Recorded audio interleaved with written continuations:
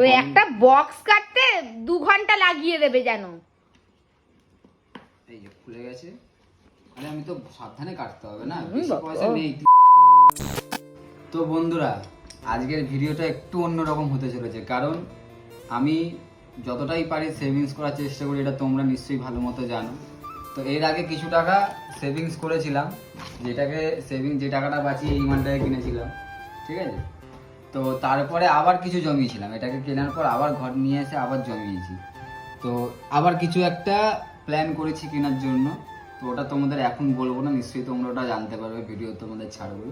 তো এখন এইটাতে কত জমেছে ওটাই এখন জানার পালা। চলো এটাকে আগে আনবক্সিং করি, করে তারপর টাকাটা হিসাব করে বলবো। দেখো আবার যেন ওইটা কাটতে গিয়ে টাকাগুলোকে আবার যেন কেটে দিও না। আচ্ছা দাঁড়াও, ধীরে সুস্থে। টাকা বেশি নেই তবুও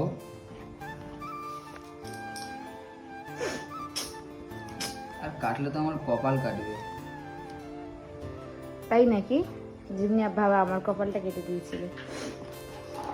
দেখো দেখে নাও, বেশি টাকা নেই। তাই হ্যাঁ, সেই তো যাদের থাকে তারা ওরকমই বলে। আর এই যে তখন যে সন্ধ্যা দিয়ে বলে আছে, ও বা চলো না, কখন আনবক্সিং করবে,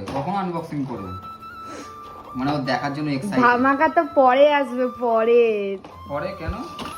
সেটাই তো বলছি, যখন আনতে যাব তখন। এখন তো মানে যখন জিনিসটা কি নেব, হ্যাঁ এখন সাসপেন্স থাকবে। ওটা আমার অনেক দিনের ইচ্ছা, আর অনেকজন সাজেস্ট করেছে আমাকে বিষয়টা নিয়ে। কিন্তু কি বলতো, গরিবের সংসার তো, দিন আনা দিন খাই, সবকিছুই বুঝে শুনে চলতে হবে। তো এই যে আমার এতদিনের পরিশ্রম সফল না হতে চলেছে। সফল না তাহলে মানুষের ইচ্ছা আর তারপরে মানে বলে স্বপ্ন কোনোদিনও সফল হয় না। আচ্ছা, পূরণ হয় না, মানে একটার পর একটা স্বপ্ন হতেই থাকে। ঠিক আছে, দেখা যাক এটা হয় কিনা। খুলবো। এখন ব্যাপারটা হচ্ছে কাটতে আর পাচ্ছে না রে। দেখো পয়সা বেতন কেটে দিই না। এই রে, হ্যাঁ গেল নাকি?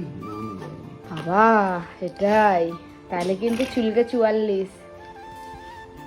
তোমরা বলো বন্ধুরা, তাও এখানে কত টাকা হতে পারে? সবাই কিন্তু কমেন্টে বলো। ওই একটা বক্স কাটতে 2 ঘন্টা লাগিয়ে দেবে যেন। খুলে গেছে। আমি তো সাবধানে কাটতে হবে না, বেশি পয়সা নেই, 300-400 টাকার মতো আছে। এবার বার করা যাক আস্তে আস্তে।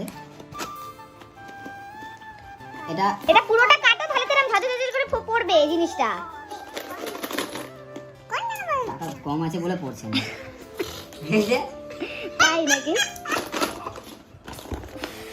দাঁড়াও একটু ওয়েট, এই এবার খালি হয়ে গেলে একটুখানি, এবার কাটা যাবে ভালো মতো। তাই তো, হ্যাঁ এইসে তারা কাটতে, হ্যাঁ এবার ঝরা।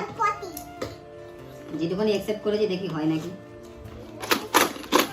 ও বাবা, আরে পয়সা বেশি নেই বলে আটকে যাচ্ছে। তাই তো।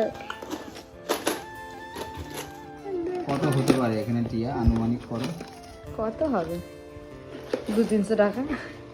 300 টাকার বেশি হবে না। ডায়লগটা না একটু কম দাও। সর না বাবা। দাঁড়াও, দেবো দাঁড়াও। বিশালাই পার্সেন্টগুলো কবে ফেললে গো? ভালোই ঘাপটা মারো তার মানে। ছোট স্বপ্না।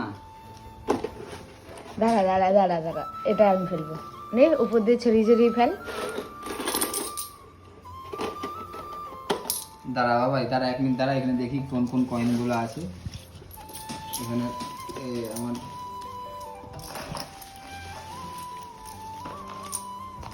নে না, এবার গোনার পালা, তাই তো?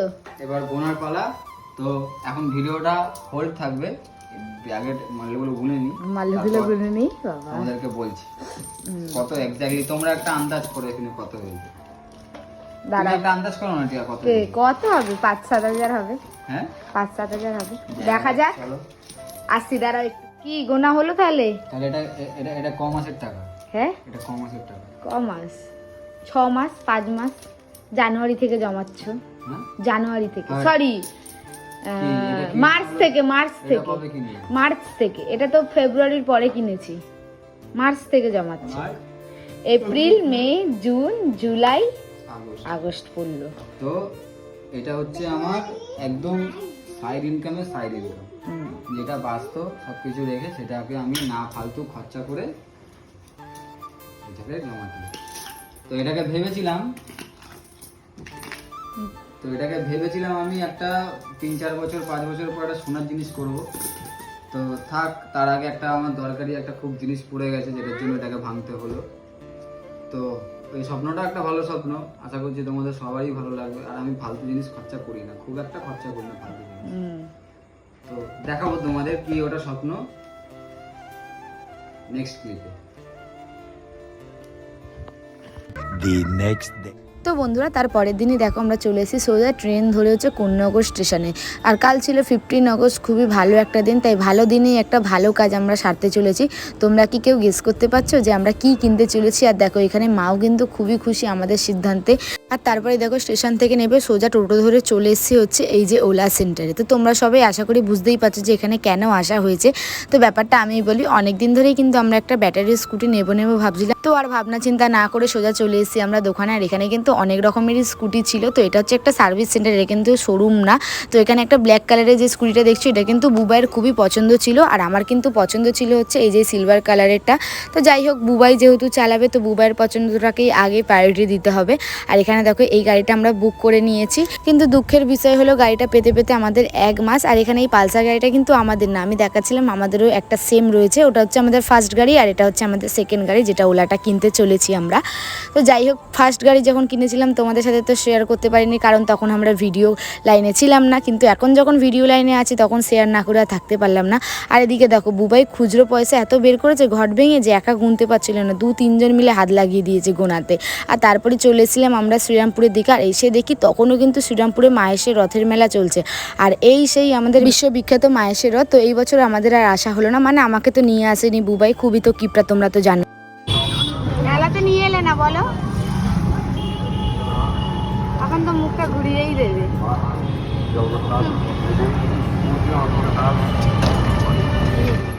তো বন্ধুরা তোমরা তো দেখতেই পেলে বুবাই মানে আসার কথা বললাম বলে কিভাবে হাসে। যাই হোক, আমি সবসময় বুবাইকে কিপটে বলি, কিন্তু এই কিপটেমি করেই মানে পয়সাগুলো জমিয়ে কিন্তু সুন্দর সুন্দর জিনিস আমাদেরকে উপহার দিতে পারে। তো যাই হোক, প্রথম গাড়িটা যখন কিনেছিলাম সেটাও আমরা পয়সা জমিয়ে কিছু ডাউন দিয়ে কিনেছিলাম, আর এটাও কিন্তু তাই। আর এদিকে দেখো মাহেশে এসেই দেখছি কিন্তু সুন্দর একটা শোভাযাত্রা বেরিয়েছে।